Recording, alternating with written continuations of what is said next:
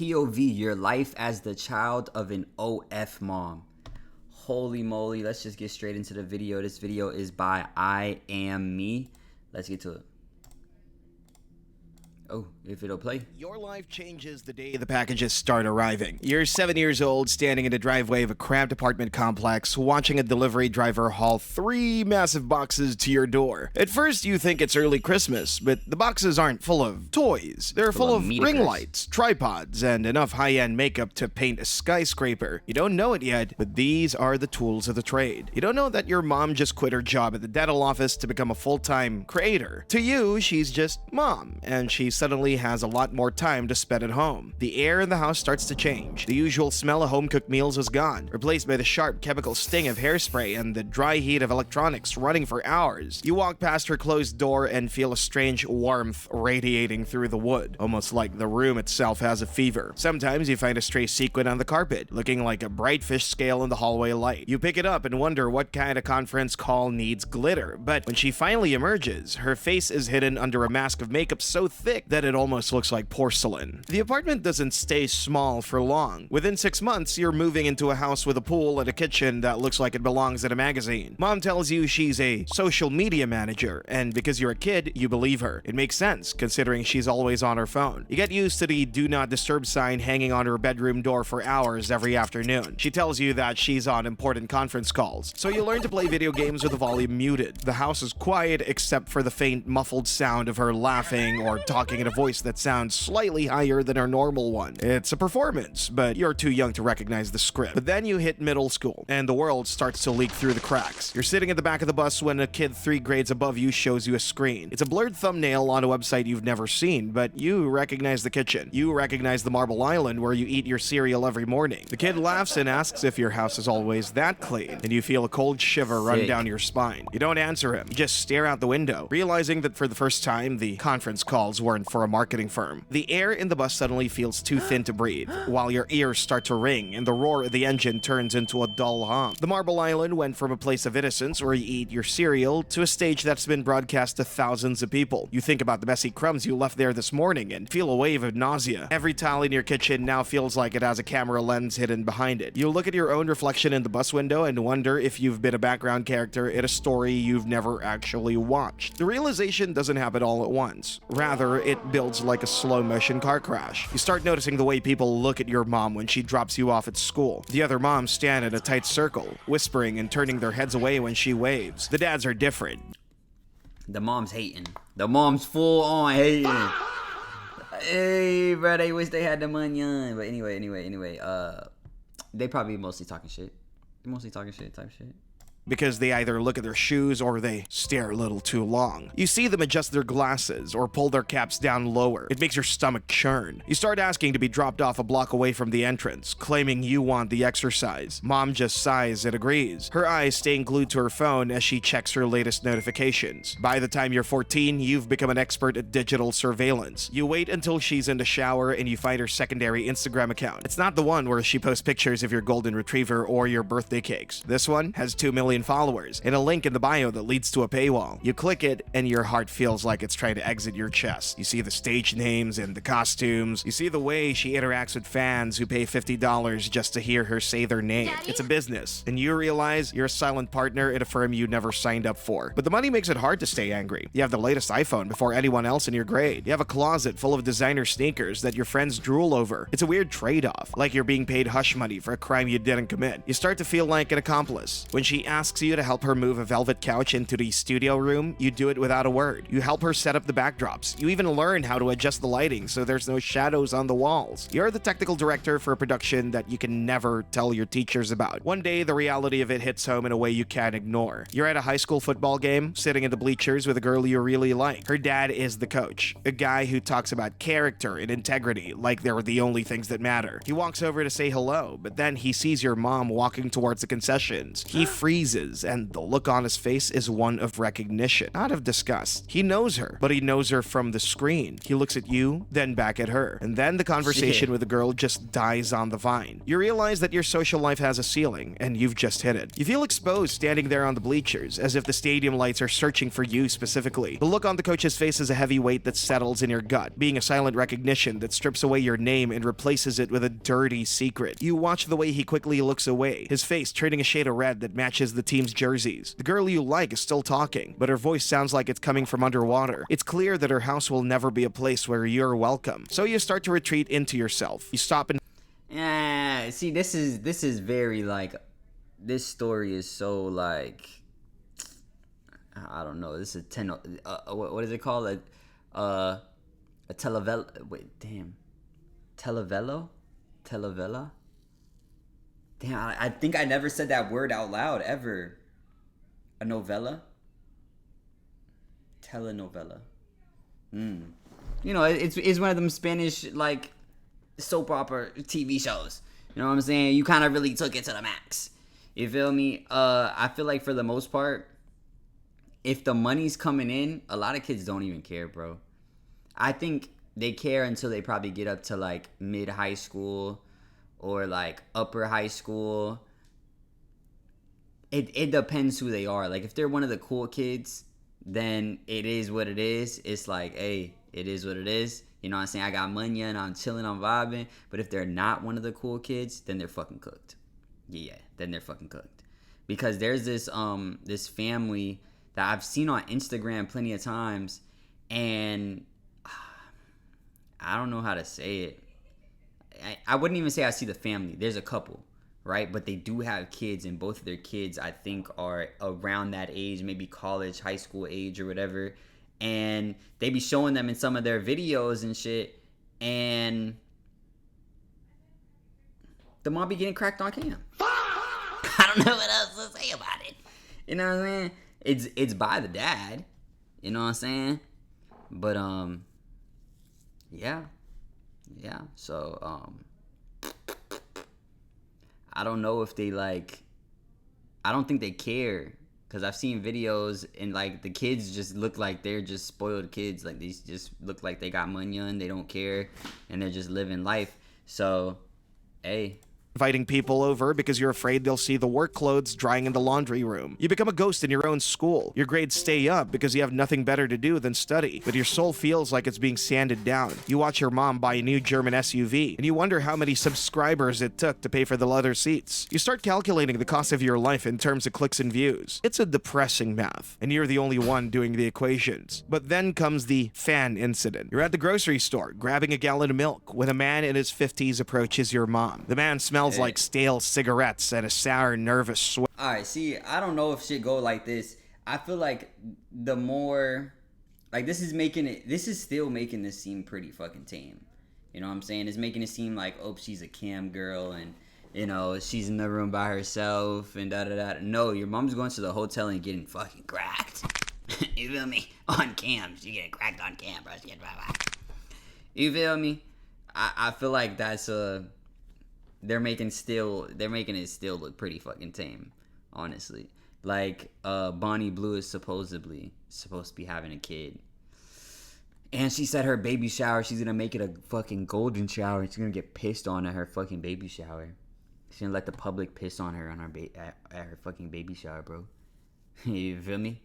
So yeah, that kid is fucked. That kid is gonna live a fucking crazy life. But it kind of makes you think to yourself, you know, maybe by the time the kid hits like 15, Bonnie Blue is, you know, much older, and maybe people don't recognize her anymore. She fell out of the light. I don't know, but that's pretty fucked up. Your mom was getting cracked, recording it, and getting pissed on while you were inside of her stomach. That's sick. That's some sick shit. This pales in comparison to shit like that.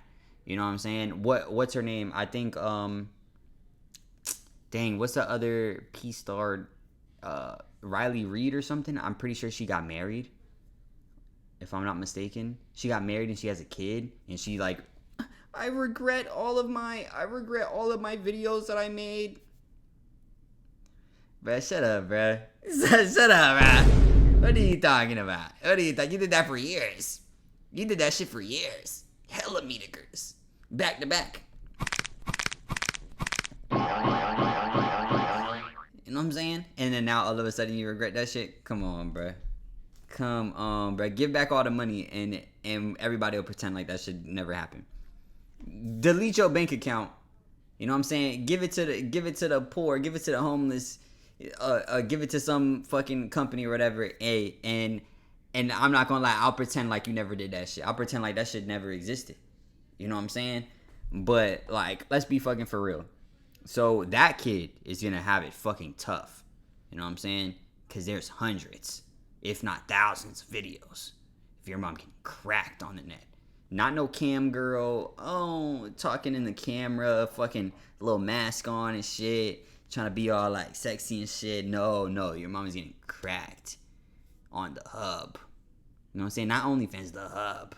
I guess this is about OnlyFans, not the hub. So I guess type shit. Wet with a greasy sheen on his skin that makes your stomach turn. When he looks at your mom, his eyes are wide and fixed, like he's staring at a screen instead of a human being. His hands are shaking as he reaches out to touch her arm. He calls her by her stage name, Lexi, and tells her that he's been a top subscriber for 3 years. You feel the icy condensation of the milk jug soaking through your shirt. It is the only thing that feels real. His voice is a wet, desperate rasp that makes your skin crawl. He says he feels like they have a real connection. You see the terror in your mom's eyes. The moment the digital wall crumbles and the real world rushes in, you step between them, even though you're only 15 and the guy is twice your size. You tell him to get lost, and your voice sounds deeper than you thought it could. The drive home is silent, but it's a heavy silence that fills the car like lead. Mom's crying, but she's also checking her phone to see if anyone caught the interaction on video. She's worried about her brand. You then realize that the persona has swallowed the person. She has become a digital asset that needs to be protected and managed. You feel a wave of pity for her, which is almost worse than the anger. She's trapped in a loop of validation and cash, and she doesn't know how to get out. However, life goes on because it has to. You graduate high school, and she offers to pay for any college you want. No loans required. It's a golden ticket, but it feels like it's covered in grease. You pick a school 3 states away, somewhere no one knows your last name. You want to be a person who isn't the son of that lady. You want a life that isn't backlit by a ring light. So you pack your bags, and she gives you a hug that feels more like a PR move than a goodbye. She's filming the whole thing for a heartfelt vlog about her son going to college.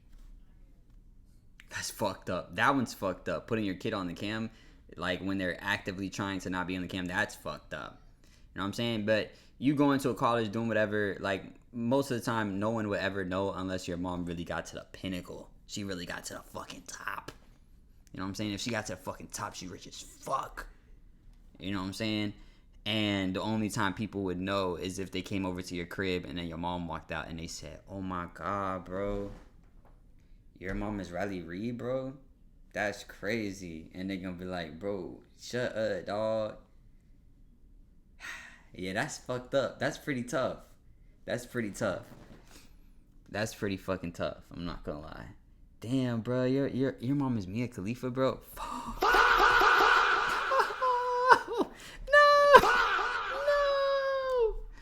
Shit. One day you're sitting in your dorm room and you get a notification. It's a news article about a massive data leak from the site she uses. Thousands of real names and addresses have been posted online. You call her immediately, but her phone goes straight to voicemail. You see the headlines starting to pop up on Twitter. People are making lists. They're finding the moms and teachers and neighbors who have been living double lives. You feel like the floor is dropping out from under you. This isn't a secret anymore. It's a public record. The fallout is fast and brutal. You see the comments on her Instagram. People calling her names that make your blood boil. You see the trolls finding your own social media accounts, posting screenshots of her work in your mentions. You have to delete everything. You have to become a digital nomad, jumping from one alias to another just to have a conversation without being harassed. You realize that the freedom that money bought was just a different kind of prison. You're the collateral damage of a business model that trades privacy for profit. But you find a way to survive. You work 3 jobs in college, so you don't have to take her money. You want to know that the food in your stomach. All right, we're starting to get like out of like not unrealistic with it. You know what I'm saying? First off, they're taking the money on. Let's just be fucking for real. Second off, I don't think that people are actively looking for the kids of these women in order to fucking bully them.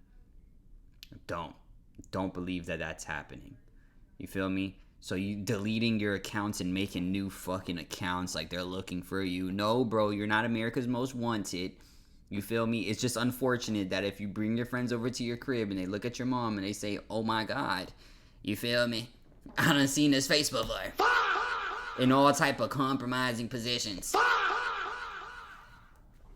But that's kind of the extent of it, unless like you're just hitting middle school and your mom is at the fucking top of the top, and you know every fucking little gooner kid in there knows who your mom is after they've seen your mom at the fucking bring your parents to school day, or some random ass she's dropping you off, and then somehow it spreads. You feel me? And you're not a cool kid, then you're cooked to shit. You know what I'm saying? But if you are a cool kid, niggas are just gonna be, say certain things that kind of get on your nerves, but it's not gonna be that fucking deep, honestly. Was bought with your own sweat. It's hard, and your roommates think you're crazy for living on ramen when your mom's a millionaire. They don't understand the weight of a dollar that comes with a content warning. They don't know what it's like to look at a luxury car and see the faces of 1,000 lonely men. And then comes the day you finally go home for a visit. The house is even bigger now, but it feels like a mausoleum. There are cameras in almost every room, even the kitchen. Mom tells you they're for security, but you know they're for behind-the-scenes footage. She looks tired, despite the expensive skincare and the perfect hair. She asks how you're doing, but she doesn't wait for the answer before she's checking a notification. You realize that you're just another character in her story, the successful college son who proves that she's a good mother. So you make a choice. You tell her you're not coming back for the summer. You tell her that you found a job in a different city, a boring job with a spreadsheet at a cubicle. She looks disappointed, but only because she had a family reunion shoot planned for July. You walk out the door, and for the first time in your life, you don't look... Alright, see, bringing your kids into some family reunion shoots so that you can make your OF shit is fucking diabolical. Oh my gosh. I don't think niggas is doing... I don't think women are doing that. See, that's fucking not happening. See, we're taking this, we're you know what I'm saying? We're taking a realistic scenario and we're just fucking blowing it out of proportion. You know what I mean? Like, you're taking the money. But, like, who the fuck are you? You know you're taking that fucking money. You might as fucking well as steal your mom at the end of the day. It doesn't matter if you're not taking the fucking money. She's still gonna be doing what she's fucking doing. You know what I'm saying? The sad part is after she, ages out of that, will she find love? You know what I'm saying? Who will she find love with? That's really the sad part behind this shit. You think they worry about the wrong shit. I'm not gonna lie. Nigga, take the money on and live a good life. Nigga, fuck. You know what I'm saying? And be like, yo, mom, I need a small loan of $1 million. Like you Donald Trump, nigga. You feel me? A small, itsy-bitsy, tiny loan of $1 million. You feel me? And put that shit all on Bitcoin or something. Fuck it. Niggas just blow that shit. It's like, fuck it, we will. You know what I'm saying? Throw that shit in the stock market or something. You feel me? 50-50 chance of you fucking your shit off, but it what it is. You know what I mean? And then there's a chance though you might make 3 M's, and then boom, now you rich. Anyway, back. You don't care about the pool or the designer clothes or the high-speed internet. You just want to be invisible. One day, you're walking down a street in a city where no one knows you. You see a woman who looks a little like her, and for a second, your heart stops. But then you realize it's just a stranger. You feel a sense of relief that's so profound that it almost makes you dizzy. You're finally back to being just a normal guy walking down the street, and that is the greatest luxury you've ever known. But the internet, it never forgets. Every few months, you'll be scrolling through a thread, and you'll see her face. Someone will repost an old video or a meme, and the familiar feeling of dread will wash over you. You've learned to keep scrolling. You've learned to treat her like a celebrity that you've used to know, rather than the woman who raised you. It's a survival tactic. It's a way. Yeah, no, this one's fucked up though. Like if you going online and then you see you just scrolling, bro, trying to mind your business, like you can't even go on the net. I'm not gonna lie, if you see your mom getting cracked, oh my gosh, that one's crazy. That one will fuck you up psychologically. You know what I'm saying? So yeah, that one will do some damage. But I feel like by this point, you're in college, all this has happened. It started when you were fucking 6'7". 6'7".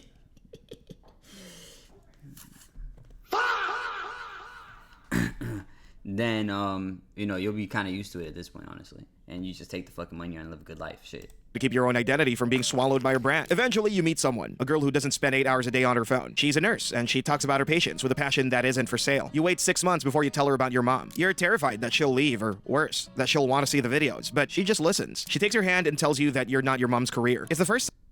She'll want to see the videos? Who the fuck is this? This is starting to get... this is getting very soap opera-y. You know what I'm saying? Want to see the videos? Who the fuck is gonna ask to see the videos of your mom with you, like locked in? Both of y'all gonna sit together and watch the videos of her mom. Like, if she's gonna do that shit, she gonna do that shit on her own time. You feel me? And she probably still did that shit on her own time, even though she put her hand on your shoulder and said, "It's okay." You know what I'm saying? You're better. This is not you. This is not your identity. You feel me? She probably still went and looked it up. You know what I'm saying? Anyway. Time anyone has ever said that to you, and it feels like a heavy chain just snapped off your chest. But then the phone rings. It's a number you haven't seen in 2 years. It's your mom's assistant, a young girl who sounds like she's about to have a nervous breakdown. She tells you that your mom is in the hospital. You panic, and then you find out it was a mental health crisis that happened during a live stream. Fans watched everything. The comments are still scrolling. Thousands of people debating whether it was real or just a stunt for engagement. You realize that even her lowest moment is just more content for the machine. You go to the hospital, and for the first time, there are no cameras. There are no ring lights. There's just a tired woman in a thin gown, looking at a wall that isn't a green screen. She looks at you, and for a second, the mask slips. She doesn't ask about your job or your girlfriend. She just asks if you're okay. You realize that she's been drowning in the shallow end of the pool for a decade, and she finally hit rock bottom. You stay with her for 3 days, and for those 3 days, she's just mom. However, the world doesn't stop. The tabloids pick up the story. They run headlines about the downfall of an icon. They use pictures of you from when you were a kid, blurring your face, but not enough to hide who you are. You see the cycle starting all over again. The voyeurism, the judgment, the endless hunger for a peek behind the curtain. You realize that as long as she's famous, you'll always be a part of the show. So you make a deal with her. You tell her that you'll help her get better, but she has to delete the accounts. She has to walk away from the millions of followers and the mountain of cash. She looks at you like you're asking her to cut off an arm. The brand is the only thing she has left. It's her identity, her bank account, and her social life all rolled into one. She says she'll think about it, which you know is a polite way of saying no. One day you realize that you can't save someone who doesn't want to be rescued. You leave the hospital and you get on a plane. You go back to your boring life and your boring job. You send her flowers on her birthday and she posts a picture of them with a caption about family being everything. You don't comment, you don't like the post. You just turn off your phone and go for a walk. The funny thing is, people still think it's a dream life. They see the fancy cars and vacations and think it's a lottery win. They don't see the way it hollows you out. They don't see the way it turns every memory into a potential transaction. You've learned that the most valuable thing in the world is simply a quiet dinner with a person who isn't recording the conversation. You're 25 now and you've finally managed to build a wall around your life. You've changed your last name legally. You don't have any public social media profiles. You're a ghost in a world that's obsessed with being seen. Sometimes you'll be at a party and someone will mention a famous creator and you'll just nod and smile like you have no idea who they're talking about. It's a lie, but it's a lie that keeps you sane. But then you see a kid at the park. He's about 7 years old and he's holding a phone for his mom while she dances in front of a fountain. He looks bored. His eyes are tracking the dogs playing in the grass while he tries to keep the camera steady. You see yourself in him. You see the beginning of the cycle, the moment the child becomes a tripod. You want to walk over and tell him to run. You want to tell him that the likes aren't worth the life he's losing, but you don't. You keep walking. You know that he has to find his own way out of the frame. You know that eventually he'll realize that the do not disturb sign isn't for the conference calls. He'll find the accounts and the comments and the fans who know this house better than he does. He'll have to decide if he wants to be a character or a person. It's a choice that every child of the internet has to make, and it's a choice that usually comes too late. The sun is setting and the park is getting quiet. You find a bench and you just sit there, watching the sky change colors. There's no filter, no editing, and no one's watching. You realize that this is the only content that actually matters. The moments that aren't shared, the feelings that aren't monetized. You feel a sense of peace that doesn't need a caption. You're not the son of an OnlyFans mom anymore. You're just a man sitting on a bench. And for the first time in your life, that's more than enough. And then your phone buzzes in your pocket. It's a text from a number you don't recognize. You hesitate, your old paranoia flaring up like a pilot light. You open it, expecting a troll or a fan who found your new number. But it's just your mom. It's a picture of the sunset from her balcony. There's no caption, no hashtags, no link in the bio. It's just a picture. And you look at it for a long time. And then you put the phone back in your pocket. You don't reply. You just sit there in the fading light. Finally you realize. Yeah, no, all of this is bullshit. Good vid, but also bullshit. I'm not gonna lie. You're gonna opt to be poor. They didn't say he was poor. He just lived, his mom probably has millions, and he decides to just live a fucking, not millions life. I don't fucking know. Yeah, I guess whatever. Unrealistic. At least take the money. You know what I'm saying? Even if you took the money, still changed your name, still moved, still did all that shit, at least you'll sit in the park and look off into the sunset and you'll have some money in your fucking pocket. You know what I'm saying?